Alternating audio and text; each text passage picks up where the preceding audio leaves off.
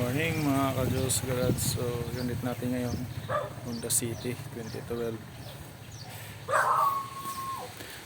Papalitan tayo ng problema nito, yung pitik solenoid, yung gasket nya. Ito sobrang tigas na.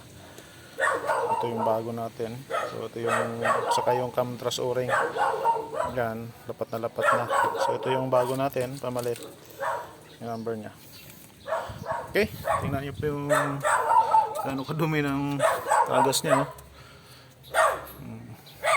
Ito yung sa cam truss, ito yung sa ating pitik solenoid.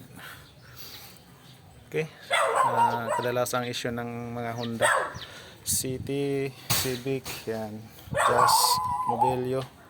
Okay, sa mga nais dyan ng pump service, tumawag na sa 0975-340-2566 at mga Pipids Juice Garage page. Ayos.